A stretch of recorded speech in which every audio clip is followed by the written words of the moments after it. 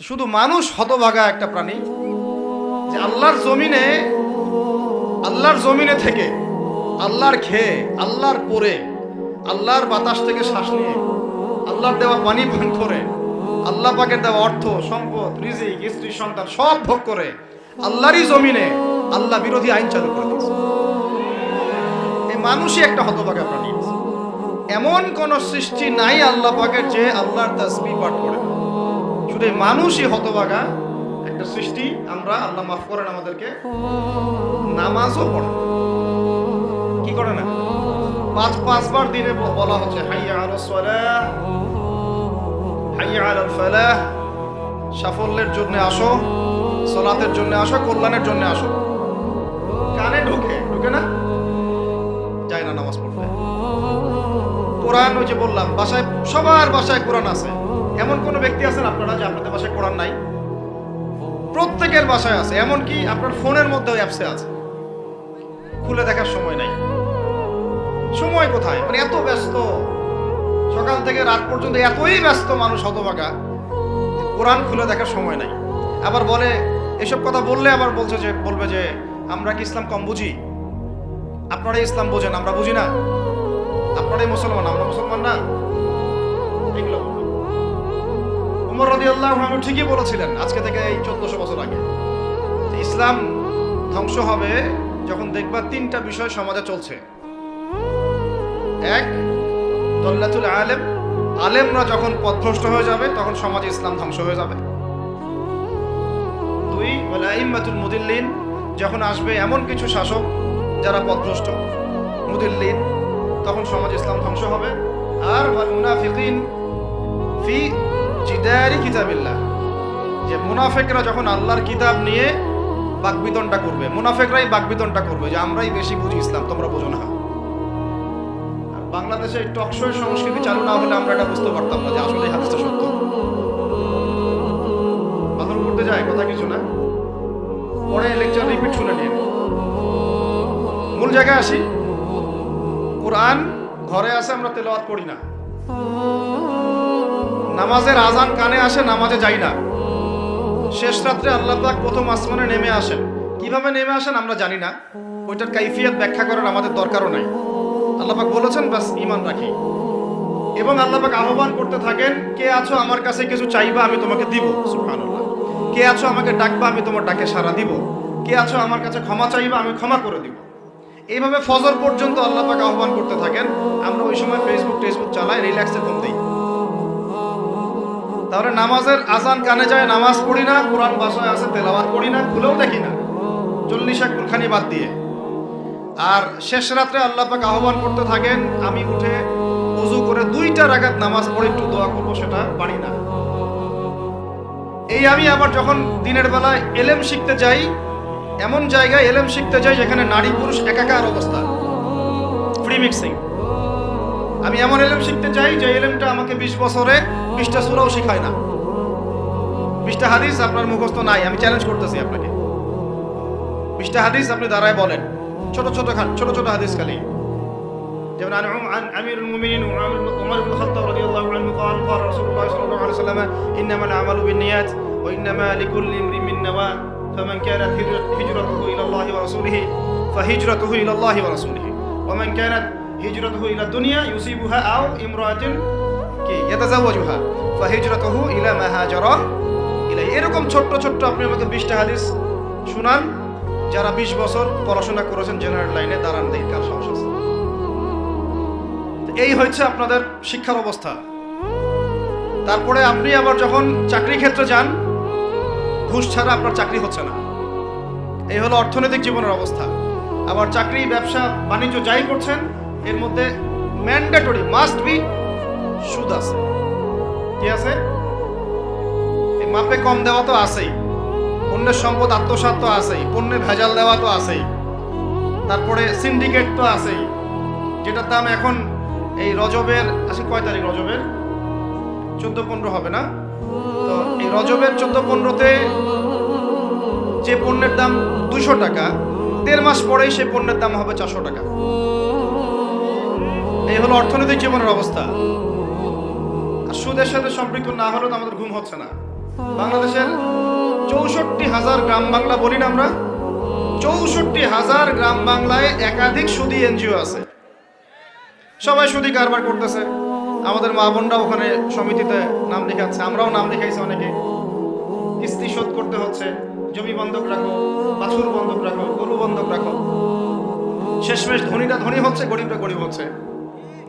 কারণ আল্লাহ পাক এই কিতাবের মধ্যেই বলেছেন, সূরা বাকারার শেষের দিকে আছে যে ইয়া আইয়ুহাল্লাযীনা আমানু, হে মুমিনগণ, ইত্তাকুল্লাহ, আল্লাহকে ভয় করো, ওয়া যারু মা বাকিয়া মিনার রিবা, সুদ ছেড়ে দাও, ইন কুনতুম মুমিনিন, যদি মুমিন হয়ে থাকো, ওয়া ইন লাম তাফআলু, সুদ যদি না ছাড়ো, ফাআযানু বিহারবিন মিনাল্লাহি ওয়া রাসূলিহি, আল্লাহ এবং তার রাসূলের সাথে যুদ্ধের ঘোষণা শোনাও। আয়াত বুঝলেন? আয়াতটা কি বুঝলেন?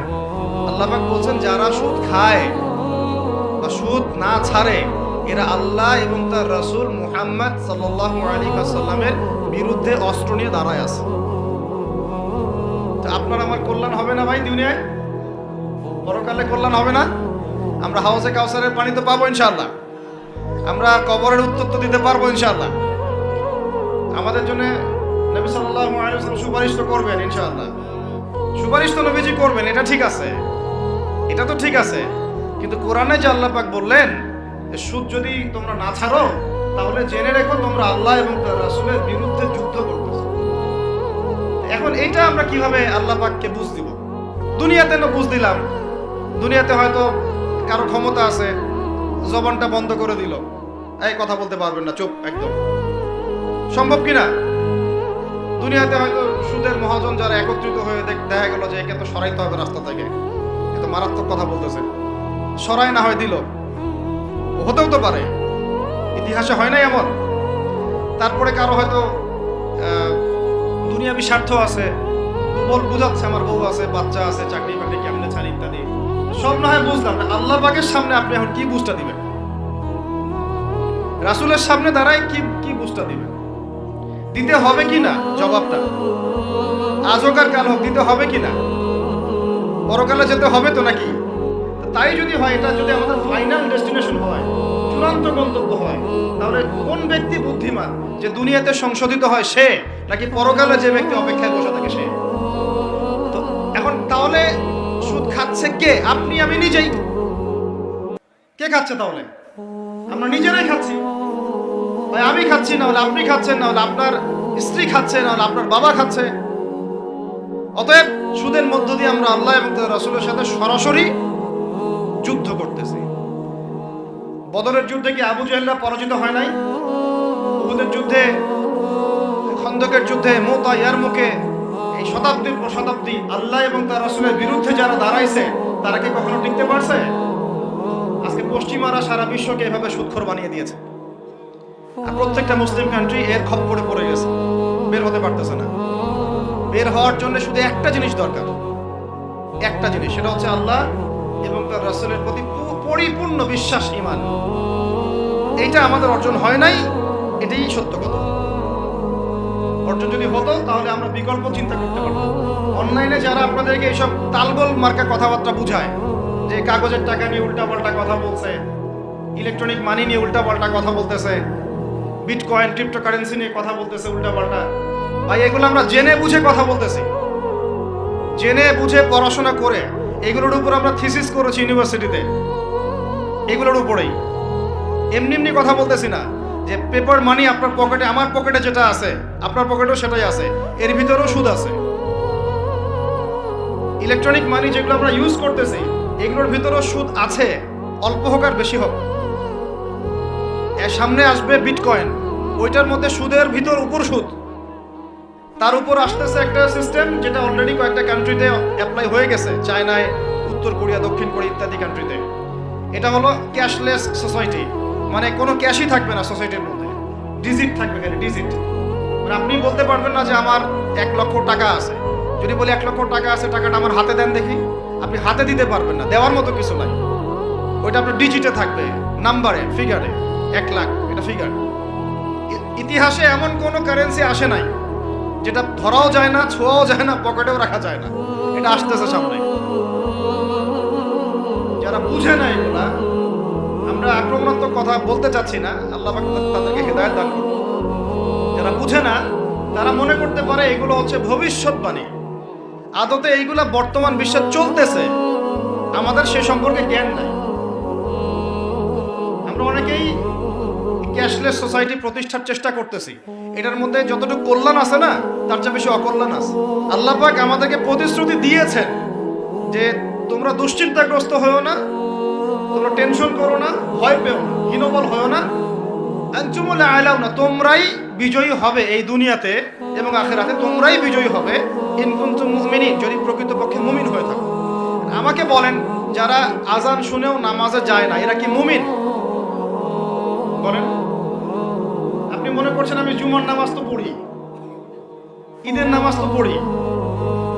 এমনও হতভাগা মানুষ আছে পৃথিবীতে যাদের নামাজ প্রথমবার তারা নামাজ পড়ে জানাজার নামাজ, আছে না ভাই?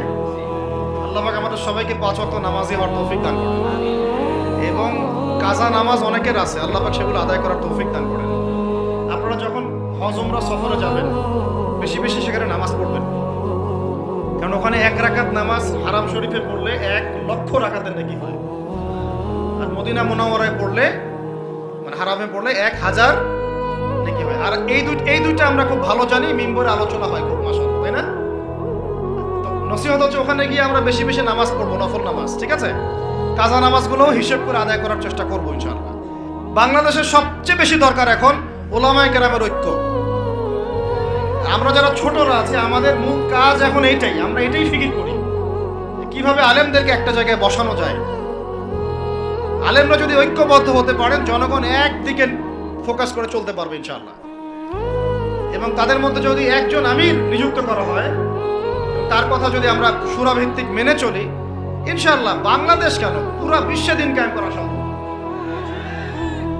আমরা এই দিক থেকে আমরা মোটামুটি 20-30 বছর পিছায় আছি এখন, বুঝতে পারছেন না আমার কথা? এই দিক থেকে দেখেন, আল্লাহ নবী সাল্লাল্লাহু আলাইহি ওয়াসাল্লাম মক্কাতেও সাহাবীদের মধ্যে কখনো বিভক্তি হতে দেন নাই।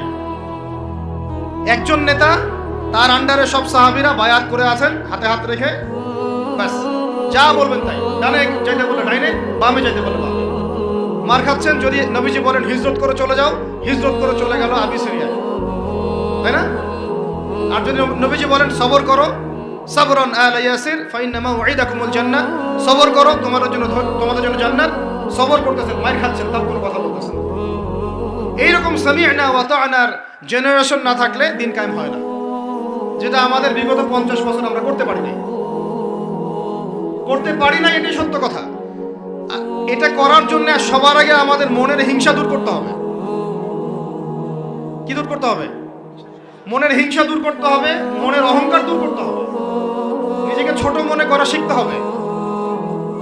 আমি ছোট মানুষ, বড়রা যে দায়িত্ব দিবেন সেটা পালন করব, আলেম ওলামার সহবতে থাকবো, তাদের পরামর্শ চলবো, আমাকে যেভাবে গাইড করেন সেভাবে চলবো, যখন যে দায়িত্ব আসবে সেটা পালন করব। চিন্তা এরকম না থাকলে আপনি চলতে পারবেন না, বিদ্রোহী হয়ে যাবেন তখন। বেয়াদবি, এই যে প্রথম একটা কথা বলছি, বেয়াদবি। আমরা অনেকেই বড় বড় বরেণ্য আলেমদের সাথে বেয়াদবি করছি, তাদের মানিজ্য হানি করছি। অনলাইনে লাইভে চলে আসলাম, একটা কথা বলে দিলাম, পোস্ট দিয়ে দিলাম, ভাবছি আমি ইসলামের বড় উপকার করে ফেললাম। আদতে আমি বিশৃঙ্খল একটা অবস্থা ছিল, আরো বিশৃঙ্খলতা বাড়ালাম। আমি কাছাকাছি তো আনতেই পারলাম না। কিছু মানুষের কাজ দেখলে মনে হচ্ছে যে তাদের একটাই কাজ। কি একটাই কাজ? অনলাইনে একটা একটা করে আলেম, একটা একটা করে বক্তা, একটা একটা করে দায়ীর নাম ধরে ধরে সমালোচনা করা। এটা করে আপনি দিনের কি উপকারটা করতেছেন?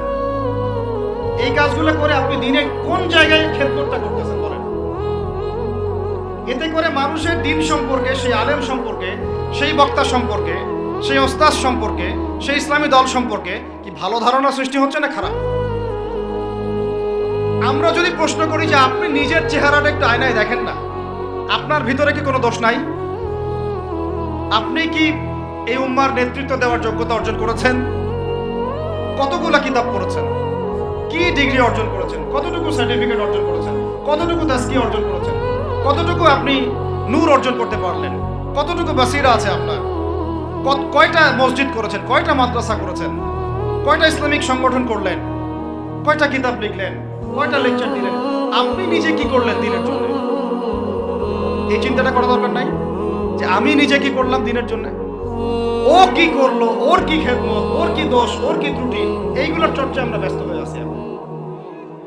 এই একটা কারণে আমাদের ওলামায়ে কেরামদের মধ্যে ঐক্য হচ্ছে না, দুর্ভাগ্যজনকভাবে। কারণ আমরা একটা শ্রেণী আলেমদের ইজ্জত ধোয়ার পিছনে লেগে গেছি। আর একজন আলেম বা একটা ভুল করছে, ভাই আলেম মানুষ তো, কেন বেয়াদবি করতে হবে আপনাকে? কেন আপনাকে একটা সেশন করতে হবে? কেন একটা এটা করতে হবে, সেটা করতে হবে? চুপ করে থাকেন। আপনি পারলে তার সাথে আপনি পার্সোনালি দেখা করেন, তার কাছে যান, তার কথার পিছনের কারণটা খুঁজে বের করার চেষ্টা করেন। ইসলামের খেদমত এগুলো হচ্ছে না, ওইদিকে যেতে যাচ্ছি না। একটা রিকোয়েস্ট করবো আপনাদেরকে যে আমরা সবাই একটা দায়িত্ব কাঁধে নেই। এই উম্মতকে বিজয়ী করার জন্য আমারও কিছু দায়িত্ব আছে। আপনার দায়িত্ব নেই ভাই? আপনি আয়নার সামনে আজকে রাত্রে দাঁড়ায় অনেস্টলি সততার সাথে দাঁড়াবেন, দাঁড়ায় আপনার চেহারা আয়নায় দেখবেন, দেখে চিন্তা করবেন যে আসলে আমি আজ পর্যন্ত এই উম্মাকে কি দিয়েছি। বলেন কি বললাম ভাই? আয়নার সামনে দাঁড়ায় কি বলবেন? আমি আদনান, আমি আব্দুর রহমান, আমি আব্দুর রহিম, আমি অমুক, আমি তমুক, আমি ইসলামকে, উম্মাকে, আল্লাহকে, রাসূলকে কি দিয়েছি এই পর্যন্ত। যদি আপনার মনের মধ্যে সততা থাকে, জবাব ওই আয়নার তসবির আপনাকে দিয়ে দিবে। একটা উর্দু শের আছে, চেহারে তো আকসর ধোকা দেতি হ্যায়, সচ তো আইনা বলতি হ্যায়। মানে চেহারা তো বেশিরভাগ সময় ধোকা দেয় মানুষকে, সত্য কথা বলে আয়নার প্রতিবিম্ব। আল্লাহর ওয়াস্তে নিজের আত্মসমালোচনা করি, আমরা উম্মাকে কি দিলাম এটার ফিকির করি। এখন যদি উত্তর আসে যে আমি অনেক দিয়েছি উম্মাকে, আমি একদম কামেল হয়ে গেছি, তাহলে বুঝবেন আপনার মধ্যে ইবলিসের চরিত্র আসছে। ইবলিসই বলতে পারে যে আমি সবার চেয়ে শ্রেষ্ঠ। ওই যে বলে নাই, আনা খায়রুম মিনহু, আমি আদমের চেয়ে শ্রেষ্ঠ। খালাকতানি মিন নার, আমাকে আগুন দিয়ে সৃষ্টি করেছেন। খালাকতাহু মিন তিন, তাকে মাটি দিয়ে সৃষ্টি করেছেন। এই কেবার যদি চলে আসে, বুঝবেন আপনি ধ্বংস হয়ে গেছেন। ফেরাউন বলেছিল আনা রব্বুকুমুল আ'লা, আমি তোমাদের মহান রব। আর একজন আল্লাহর বান্দা খালি বলবে আল্লাহুম্মা ইজআলনি ফি আইনি সগীরা ওয়াজআলনি ফি আ'ইউনিন নাসি কাবীরা। আল্লাহ তুমি আমাকে নিজের চোখে ছোট বানায় দাও, আর অন্য মানুষের চোখে আমাকে বড় বানায় দাও। আত্মসমালোচনা করতে হবে কিনা ভাই? এখন যদি আমার উত্তর আসে যে না, আমি তো আসলে ভাই কিছু করতে পারি নাই, এই টুকটাক কিছু লেকচার দিয়েছি এতটুকুই, এখনো আমি উম্মাকে ঐক্যবদ্ধ করতে পারি নাই, ওলামায়ে কেরামকে এক জায়গায় আনতে পারি নাই, আমি এখনো কোনো ইসলামিক বড় কোনো অ্যাসোসিয়েশন ফর্ম করতে পারলাম না, এখন পর্যন্ত আমি 100টা কিতাব লিখতে পারি নাই, এখনো আমি ইফতা দেওয়ার মতো বা মুফতি হওয়ার মতো যোগ্যতা অর্জন করিনি, এখনো আমার কোরআনের কত জ্ঞান শেখা বাকি, কত আলেমের সোহবতের থেকে নূর নেওয়া বাকি, এখনো কত দূর যাওয়া বাকি। এই চিন্তাগুলো যদি মনের মধ্যে আসে, তখন দেখবেন রাতে আপনার ঘুম হারাম হয়ে গেছে। তখন আপনার প্রচেষ্টা চলবে ইনশাল্লাহ কিভাবে এগুলো আপনি অর্জন করতে পারবেন। ওই গুটি কয়েক মানুষকে দিয়ে দিন কায়েম হবে ইনশাল্লাহ। আমার কথায় রাগ করলেন নাকি? একটু মন খারাপ করলে আল্লাহ পাক ওই ওসিলায় যদি আপনাকে আবার দিনের দিকে নিয়ে আসেন, আমার লেকচার ওয়াজ করা সার্থক। একটু আঘাত পাইলে আমি খুশি হব। সরকার, প্রশাসন, আম জনগণ, আমাদের মা বোন, আপনারা, আমাদের পরের প্রজন্ম, কেউই আমাদের শত্রু না। আমাদের শত্রু বরং আমার বা আমাদের চেয়ে ভালো কোনো বন্ধুই নেই আপনাদের। আমার বা আমাদের চেয়ে ভালো কোনো বন্ধু নাই আপনাদের। যারা আছে এদের ব্যাপারে একটা স্টেটমেন্ট বলে দিই আমি, তুঝ জैसा दोस्त हो तो दुश्मन की कोई जरूरत नहीं। ওইরকম বন্ধু যদি থাকে তাহলে দুশ্মনের কোনো দরকার হবে না।